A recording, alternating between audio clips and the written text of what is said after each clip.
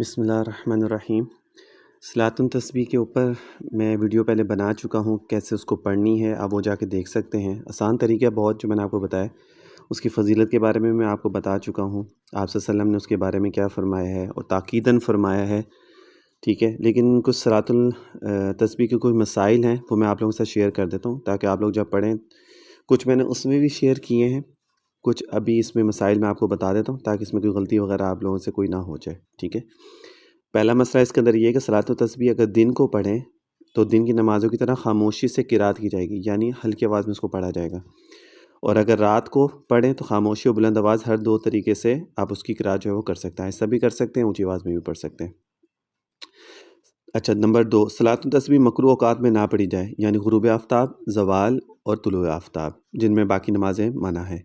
تیسرا، جمعے کے دن زوال کے بعد اور خطبہ جمعے سے پہلے پڑھنا بہتر ہے، یعنی اگر جمعے والے دن آپ پڑھنا چاہ رہے ہیں تو زوال کے بعد یعنی 12:15 سے لے کے، اور جو خطبہ ہوتا ہے جمعے کا اس سے پہلے بیچ کا جو ٹائم ہے اس میں آپ پڑھ سکتے ہیں۔ صلاۃ التسبیح میں سورۃ الفاتحہ پڑھنے کے بعد جو سورہ چاہے پڑھ لے، البتہ بعض روایات میں اپنی مرضی ہے، اگر آپ لوگوں کو کوئی اور سورہ نہیں آتی ہے تو آپ کو جو آتی ہے وہ آپ پڑھ سکتے ہیں، لیکن اگر آپ کوئی اور صورتیں بھی آتی ہیں تو سورۃ الزلزال، اذا زلزلت الارض، سورۃ العادیات، یعنی یہ ہر رکعت میں 4 رکعت کی صلاۃ التسبیح ہوتی ہے نا، تو اس میں ہر رکعت میں آپ یہ پڑھیں۔ پہلی رکعت میں جیسے سورۃ الزلزال پڑھ لی، دوسری میں سورۃ العادیات پڑھ لیں، تیسری میں سورۃ النصر پڑھ لیں، چوتھی میں سورۃ الاخلاص پڑھ لیں۔ اسی طرح بعض میں سورۃ التکاثر بھی فرمایا، سورۃ العصر بھی ہے، سورۃ الکافرون بھی ہے اور سورۃ الاخلاص بھی ہے۔ یہ تو باقی میں خاص سب کو ہی آتی ہے، سورۃ الزلزال شاید کسی کو آتی کسی کو نہیں آتی ہو، لیکن یہ سورۃ العصر، کافرون اور اخلاص اور تکاثر یہ تو میں خاص سب کو ہی آتی ہے۔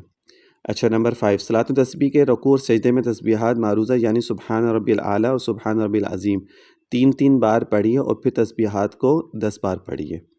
یعنی جو تسبیحات ہیں سبحان ربی الاعلیٰ، سبحان ربی العظیم، یہ 3 سے کم تو ہم پڑھ نہیں سکتے نا، زیادہ سے زیادہ 7 دفعہ پڑھ لیں، تو 3 دفعہ پڑھ کے اس کے بعد پھر آپ صلاۃ التسبیح کی جو کلمہ ہے وہ آپ پڑھ لیں۔ اگر تسبیحات کو انگلیوں پر شمار کرنے کی ضرورت پڑے تو ہاتھ کو اپنی حالت پر رکھیں اور صرف انگلیاں دبا دبا کے تسبیحات کو شمار کریں۔ مینس کہ اگر آپ نے ہاتھ باندھے ہوئے ہیں، قیام میں آپ کھڑے ہیں اور ہاتھ باندھے ہوئے ہیں، تو صرف انگلیوں کو ہلکی ہلکی سے حرکت دے کے آپ اس کو محسوس کر سکتے ہیں کہ 1 2 3 4، پورا ہاتھوں پہ اس کو جس طرح ہم لوگ نماز کے بعد جو تسبیحات سبحان اللہ اکبر الحمدللہ پڑھتے ہیں، جس طرح ہم اس کو کاؤنٹ کرتے ہیں ویسے کاؤنٹ نہیں کر سکتے۔ صلاۃ التسبیح میں کوئی ایسا سہو غلطی ہو جائے جس کی وجہ سے سہو سجدہ لازم ہو تو ان 2 سجدوں میں تسبیحات نہ پڑھیں، بلکہ صرف تسبیحات سجدے پر ہی اکتفا کریں۔ یہ ایک اہم بات ہے۔ اب اگر اس لیے میں کہتا ہوں کہ یہ اگر آپ سے کوئی غلطی ہو جائے تو پھر اس کے بعد جو آپ 2 سجدوں کے درمیان میں جو تسبیحات پڑھتے ہیں، ٹھیک ہے، وہ پھر آپ وہاں پہ مؤخر کر کے اس کو پھر کسی اور جگہ پہ اس کو پڑھ لیں، تاکہ وہ غلطی آپ کی پھر وہاں پہ سجدہ سہو آپ کر سکیں۔ اور سجدہ سہو کس طرح کرتے ہیں اس پہ بھی ویڈیو میری بنی ہوئی، آپ وہ بھی دیکھ سکتے ہیں۔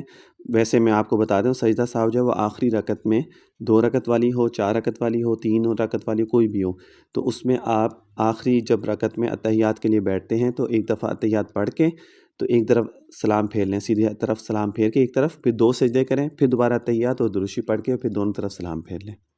یعنی اتحیات پڑھ کے ایک طرف سلام پھیریں، پھر 2 سجدے کریں، پھر اتحیات دوبارہ سے پڑھیں، درود شریف پڑھیں اور پھر سلام پھیر لیں۔ یہ سجدہ صاحب اس طرح ہوتا ہے۔ لیکن اس سے پہلے آپ کو یہ بھی پتہ ہونا چاہیے سجدہ صاحب کن کن چیزوں پہ کیا جاتا ہے۔ اب یہ نہیں کہ آپ کوئی چھوٹی سی کوئی جس پہ سجدہ صاحب نہیں بھی ہوتا، جیسے اللہ اکبر تکبیر ہے، جس نے اللہ اکبر کہا پہلی نہیں، اب سجدے میں جا رہے ہیں اللہ اکبر نہیں کہا ویسے ہی چلا گیا، یا رکوع میں آ رہے ہیں اللہ اکبر کہا اور وہ بھول گیا اور وہ تو اس پہ سجدہ صاحب نہیں ہوتا، ٹھیک ہے۔ سبحانک اللہم کسی نے نہیں پڑھا، بھول گیا، سیدھی سورۃ الفاتحہ سٹارٹ کر لی، اس پہ سجدہ صاحب نہیں ہوتا، ٹھیک ہے نا۔ تو اس لیے پہلے یہ جاننا ضروری ہے کہ سجدہ صاحب ہوتا کن چیزوں پہ۔ اچھا، آگے ہے صلاۃ التسبیح میں جو تسبیح پڑھی جاتی ہے، اگر کوئی شخص اسی رکن میں اس کی مقدار مقررہ تعداد بھول جائے تو اگلے رکن میں اس کو قضا کر لے، البتہ بہتر یہ ہے کہ رکوع کی بھولی ہوئی تسبیحات قومے میں قضا نہ کرے بلکہ سجدے میں جا کر قضا کرے۔ اسی طرح پہلے سجدے کی بھولی ہوئی تسبیحات یعنی دونوں سجدوں کے درمیان بیٹھنا، اس میں قضا نہ کرے بلکہ دوسرے سجدے میں قضا کرے۔ یعنی اگر رکوع کی ہے یا قیام کی، اگر کوئی تسبیحات وہاں پہ بھول گیا، 10 کرنی تھی 8 کی 2 رہ گئیں، تو اس کو سجدے میں جا کے اس کو کمپلیٹ کر لیں، نہ کہ اس کو 2 سجدوں کے درمیان میں کرے، وہ بہتر ہے۔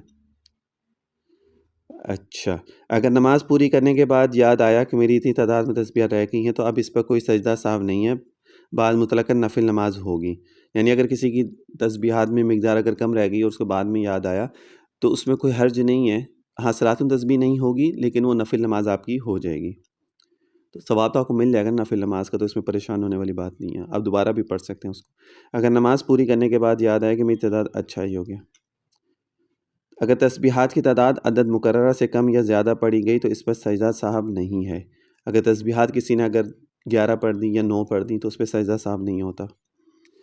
صلاۃ التسبیح کو تنہا بغیر جماعت کے پڑھنا چاہیے، کیونکہ صلاۃ التسبیح نفل نماز ہے اور نفل نماز کے بغیر جماعت کے تنہا پڑھنا ہی شریعت کا مزاج ہے.